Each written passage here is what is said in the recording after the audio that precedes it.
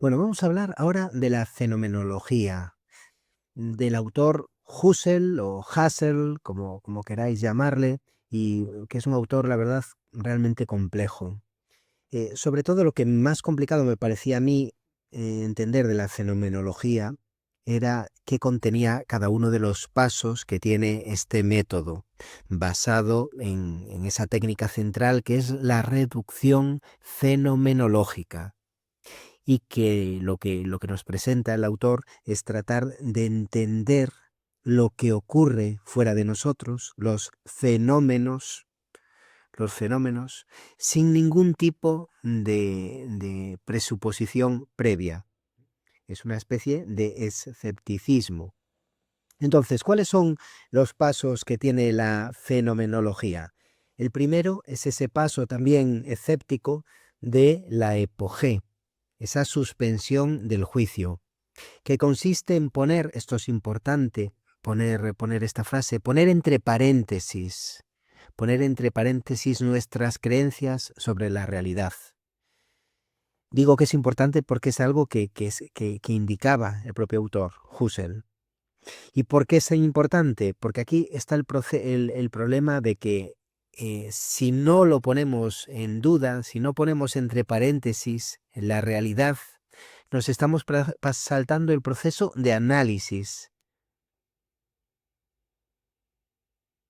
¿Y de qué forma lo tenemos que hacer? Pues tenemos que dejar de preocuparnos de si el objeto en cuestión, el objeto analizado, existe o no. Simplemente tenemos que tratar de ver de qué forma ese objeto se nos aparece en nuestra conciencia. No ante nosotros, sino en nuestra conciencia. He puesto aquí este ejemplo de este coche rojo que está en la calle. Y por un lado habría la actitud natural, la que nos viene ya dada, que diríamos, ese coche está ahí, es rojo y se mueve o está parado o está aparcado o pertenece a alguien. Sin embargo, cuando haces una suspensión del juicio con la epogé, lo que diríamos es, percibo un coche con un color que es rojo, con una forma específica, con un tamaño también específico, pero no estoy afirmando si existe o no, simplemente estoy diciendo que percibo algo hacia mi experiencia, con lo cual no estamos viendo si existe o no el coche, sino la experiencia que tengo de ese coche en mi conciencia. Entonces, primera fase de la fenomenología es la epogé, esa suspensión del juicio. No estudio la existencia del coche en cuestión, sino la experiencia que tengo de ese coche en mi conciencia. Una vez que hemos hecho esta suspensión, lo que hacemos es tratar de analizar las estructuras esenciales de la experiencia. Entonces, esas estructuras, ¿en qué consisten? Pues en reducir la experiencia a la esencia fundamental. ¿Y cómo se hace esto? Pues describiendo las cosas tal como aparecen, sin realizar una interpretación, sin buscar unas ideas previas. ¿Y con qué objetivo? Pues llegar a esa estructura pura del fenómeno. Es decir, de qué forma nuestra conciencia los experimenta en sí misma.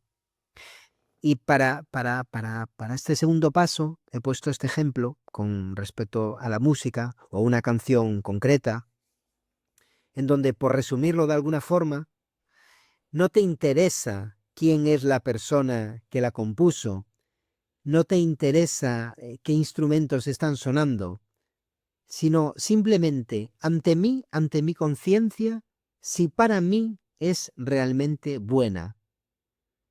Por lo tanto, lo que me importa es cómo ese sonido afecta a mi conciencia, cómo esa melodía la estoy percibiendo y cómo me afecta emocionalmente, es decir, cómo me hace sentir. Por lo tanto, este segundo paso, esta reducción fenomenológica, es un análisis de la experiencia en su pureza, sin añadirle explicaciones externas. El tercer paso es la intencionalidad de la conciencia. Y aquí debemos de recordar algo también del autor, que es la siguiente frase: la conciencia no existe sola, sino que siempre es conciencia de algo. Existe porque hay un análisis de algo, conciencia de algo. Es decir, para el autor, para Husserl, la conciencia no es una caja vacía donde entren percepciones, sino que es intencional, teledirigida, dirigida siempre hacia algo. Y de alguna forma, la conciencia tiene un enfoque, porque lo está enfocando de cierta manera. Por eso he puesto todo fenómeno aparece porque la conciencia lo enfoca de cierta manera. Y el ejemplo típico que ponen todos nuestros profesores es el de la silla. Al ver una silla, mi conciencia no solo está viendo una forma, sino que automáticamente asocia una utilidad. De pronto la silla es algo para sentarse. Esto, por lo tanto, lo que nos viene a decir es que existe una estructura mental previa que organiza la experiencia, el que la silla sirva para algo, en concreto, para sentarse. Y esta intencionalidad de la conciencia, esta conciencia dirigida, que es conciencia de algo, con este enfoque consciente, lo que nos está diciendo es que esta organización no es algo arbitrario. Esta estructura mental previa es la clave de la fenomenología.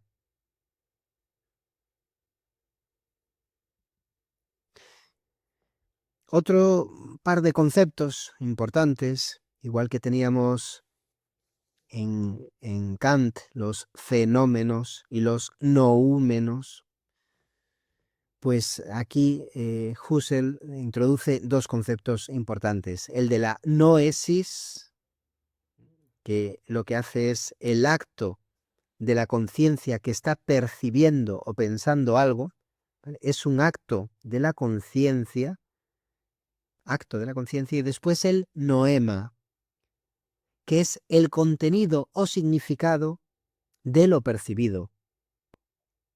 Contenido o significado de lo percibido. Y aquí el ejemplo del árbol que llevamos desde Sócrates con estos ejemplos, pero en este caso, cuando vemos un árbol, la noesis sería el acto. Sin embargo, el noema sería el árbol cómo aparece en nuestra conciencia. Con lo cual, con este análisis, lo que nos va a permitir es que no seamos neutros ante el mundo que experimentamos, sino que nuestra conciencia ya está estructurando lo que está percibiendo. Para repasar, fenomenología, Husserl, lo que estudia es eso, el cómo se nos presentan las cosas a nuestra conciencia. Primer paso, suspensión del juicio. Escepticismo. Nos olvidamos de si algo es real y nos centramos en cómo aparece en nuestra conciencia. Aplicamos la reducción fenomenológica como segunda parte. Buscamos esas estructuras esenciales de la experiencia que estamos teniendo. Tercero, examinamos qué intencionalidad hay por parte de nuestra conciencia, ya que siempre es conciencia de algo, siempre está dirigida a algo. Y por último, esta distinción entre la noesis y el noema, separar el acto de percibir del contenido percibido. De esta forma, gracias a la fenomenología, pensemos que estamos en teoría del conocimiento, en cómo llegamos a conocer, de esto va esta asignatura, la fenomenología nos va a permitir entender cómo nuestra conciencia entiende la realidad y la estructura, sin asumir ideas previas. Un método que lo que hace, como todos los métodos sistemáticos, es descomponer la experiencia en esos elementos esenciales, permitiéndonos analizar el mundo de una manera diferente.